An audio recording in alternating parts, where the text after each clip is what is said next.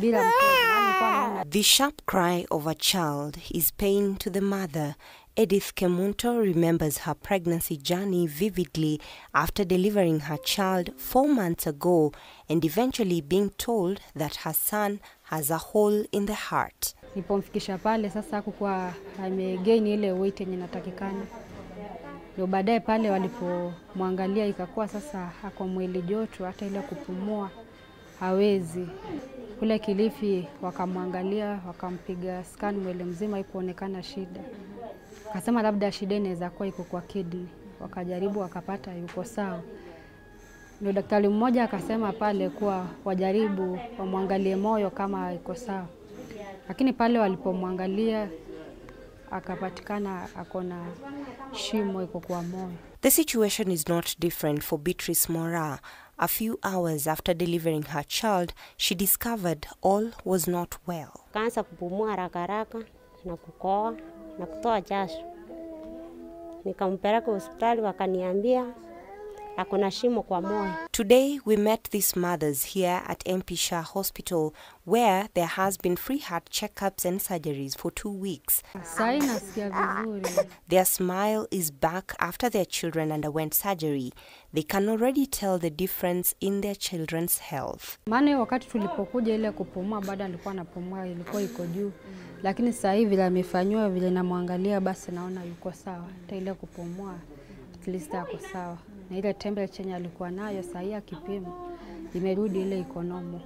Maana temperature yake ilikuwa inatembelea tio 38.4 38.5 ikielekea kwenda juu, lakini sasa hivi amempima hii inaenda ikishuka tu. Sasa nasikia poa. Naambia Mungu ni asante. Contrary to those whose children have found help here, Beatrice Adero is still in pursuit for help. She gave birth to twins barely 3 months ago. One has a heart condition. However, she has been told that her son's condition cannot be treated in the country. Her journey getting her son's help outside the country needs to take place immediately. I did not expect that it would be that urgent. I thought it was something that could be managed, handled here in Kenya. But now I'm already late. I've run out of time because it should be done at 3 months and already he has a month to go, 3 weeks. According to Dr. Salim Jivanji, there are different types of heart conditions, even though there are no known causes of these problems. Like atrial septal defects, ventricular septal defects. So atrial septal defect is a hole in the top chamber of the heart. Ventricular septal defect is in the hole in the lower chamber of the heart. You can have a narrowing of different valves, so pulmonary stenosis, which is the valve separating the heart from the lungs, aortic stenosis, which is the valve separating the heart from the body. There are certain syndromes which are associated with the heart condition, but the answer to your question, there isn't a specific thing that you can do to prevent having heart condition. You're just born with it. It's part of life. He also indicates that it would make a major difference if these diseases could be identified when a mother is pregnant, so that treatment can begin early. If you have antenatal diagnosis of a condition, then you can plan. You can say, well, the baby is going to be born with a heart condition, we should do something around the time of birth or soon after birth, or we are aware about the patient, we can organize appropriate follow-up. And then whatever operations required. But it's not as simple as that. And to strengthen the health sector in the country, especially for treatment of diseases like these, there is a need for training and provision of specialized equipment in Kenyan hospitals. Training, so you've got some really energetic doctors and nurses here, but it's pediatric cardiac surgery is complex. The children are sick going into surgery, sick throughout their surgery, and sick after surgery. So the skills of the medical team and the nursing team is very important to make sure they're good enough. Some things is particularly for post-operative care, some medicines, some that really can't be offered here locally, and those cases have to go abroad. Robbie Omondi, K24 Health Beat.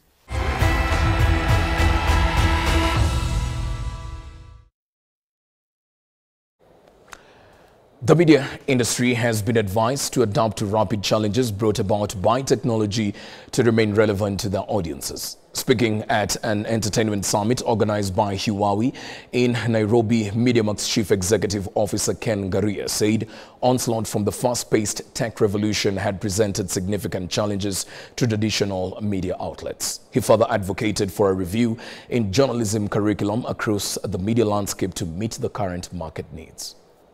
Traditional media was highly based on platforms. It was in silos. We had TV, radio, print, and then came in digital.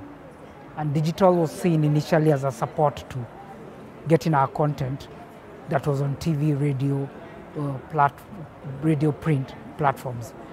It was looked at as a storage in some quarters. Right now, the challenge we have is, first of all, the human challenge, because our human talent was based on traditional journalism. School education or education for journalists is still based on the traditional platforms. Training them to convert into digital fast, because the audiences have moved to consuming content on the go, has been a difficult thing. We have to do away with certain practices, assignment meetings, allocation, planning, where as a journalist I did one story a day to now doing multiple stories for multiple platforms and short format content. So those are some of the challenges which we are currently facing. The other one is technology.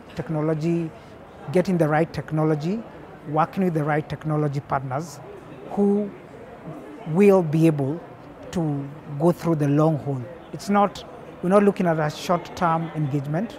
We're looking at our long-term engagement, because for the consumer, we have a lot to catch up as media companies in this country with where the consumer is consuming the content. A heated battle ensued in an Nakuru court as the former Mungiki leader Maina Njenga's case hearing took its first day. The series of lawyers representing Maina Njenga alongside 11 others took turns to prove a possible calculated move to incriminate the accused. The lawyers, including Degwa Njiru, Steve Biko, among other senior attorneys, insinuated that evidence presented in court could have been planted at his Wanyororo home. Maina is facing 7 charges alongside 11 others. The charges include membership to an outlawed Mungiki gang, possession of bang, and a homemade firearm, among other charges. The witness, being a toy pistol first, was not part of the item supplied to the defense. Very surprised at the submission by my learned colleague, the prosecutor, that we have not shown what prejudice the defense will face. Looking at his face, I can tell that he did not experience the difficulties this country faced, which led to the clarification in the Constitution that all evidence to be relied on must be disclosed. The orders were granted. Read those orders. They are judicial documents. Were they granted or not granted? Were they granted or not granted? That's what I'm asking. Where once you manufacture any document form cannot be allowed. Did you test it at the scene? Eh? Did you lift fingerprints? Did you lift DNA to ascertain who has been holding it? You never did anything.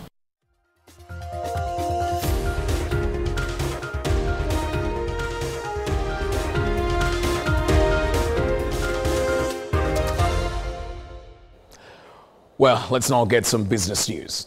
The devil is in the details, says the Kenya Association of Manufacturers. While much of the debate around the proposed Finance Bill 2024-2025 has focused on its headline measures, many critical aspects remain unaddressed. Despite the government's Buy Kenya, Build Kenya slogan, the country is becoming more import dependent due to stringent tax measures. KM's CEO Anthony Mwangi now says that it is now more difficult to buy locally leading manufacturers to favor imports. Without proper measures and legislation, the finance bill could potentially paralyze businesses, as Linda Koskei now tells us. While the Kenya Association of Manufacturers acknowledges the government's efforts to drive manufacturing sector growth and enhance its contribution to GDP from 7.8% to 20% by 2030, the proposed Finance Bill 2024-2025 seems to be sabotaging these efforts. It is an extremely complex bill. What you've seen people saying is what is obvious, but as they say, the devil in the details. So there are quite a number of provisions that we think are going to make us, put us in a worse position than we were in 2023. According to KAM CEO Anthony Mwangi, the bill will exacerbate the already difficult environment for businesses in Kenya. Remember, there are some provisions that came in Finance Act 2023 that have actually made Kenya an importing country, even where we used to export. The products like steel, paper, we have almost destroyed those sectors. And again, we have seen a list growing on what we are calling export and promotion levy. For instance, the bill proposes to impose the export investment promotion levy on raw materials used for manufacturing value addition. The levy will be detrimental to the competitiveness of local industries in both local and export markets due to the increased cost of production. Which actually does not promote export, is just importing, taxing raw materials that are coming in.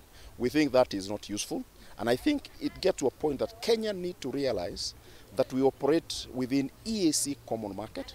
The Kenya National Chamber of Commerce and Industry, KNCCI, is also expressing deep concerns about the proposed 2 million penalty for non-compliance with the Electronic Tax Invoice Management System (eTIMS). In a statement seen by K24 TV, KNCCI says that this proposed bill will oppress the MSMEs, who are the backbone of the economy and who operate in the informal sector and know little about eTIMS. Taxation sure is making me run away from my country. Morris, a 21-year-old founder of Solar Mabati Company, sees his dreams of growing a business in Kenya dwindling due to the unfavorable business environment.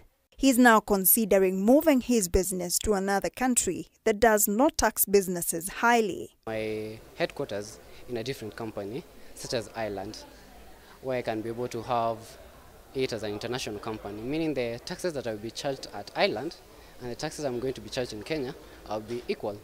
So I don't go for a loss with the high taxation in Kenya. However, Ifeanya Odo, Schneider Electric East Africa country manager, remains optimistic. To help us navigate that, one of the things that we are trying to do more and more is to localize other value chain as well. So working with more local partners to build and train these partners to be more industrial in their operation. Ruth Omboy, Membership and Partnership Officer at the Clean Cooking Association of Kenya, says their role is to empower Kenyans to adopt clean cooking methods. But like other manufacturers, the cost of taxes is making it difficult to achieve their goals satisfactorily. I'd say the main thing is the high taxation will limit accessibility of these different solutions to the end user. Considering this will be too expensive, this will be too costly by the time it gets to the mwananchi, irrespective of the cooking solution. This happens as Kenya is set to host the Global Energy Efficiency Forum at the end of this week. Linda Koskei, K24 TV. Following a challenging 4-year period, the economic prospects for sub-Saharan Africa are showing signs of improvement. However, with the current prevailing economic slowdown, Kenyans will continue to borrow in order to meet their daily needs. This is according to a Deloitte 2024 economic outlook. Amidst increasing interest rates, amidst a situation where tax rates are increasing, we find that disposable incomes of most Kenyans are actually on the decline. In fact, if you look at the spread between income and expenditure, you realize Kenyans are actually borrowing to spend or even to eat. It means that the cost of loan financing has increased from an individual perspective. So when you add in the tax measures around the, like the social health insurance fund of 2.75%. Also seeing from a VAT perspective, the expansion of items that are subject to VAT, either by removing them from the exemption list or from the zero rating.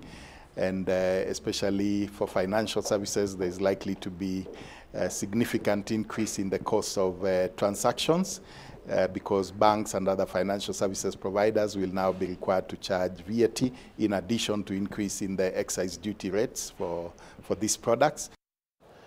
The Ministry of Interior and National Administration has strengthened the capacity of the 47 county commissioners in spearheading tree planting activities through training and exercise jointly supported by the Ministry of Environment and Forestry. The training curriculum, co-created with the Kenya School of Government, will empower the county commissioners in monitoring and reporting mechanisms for climate change interventions within their respective counties.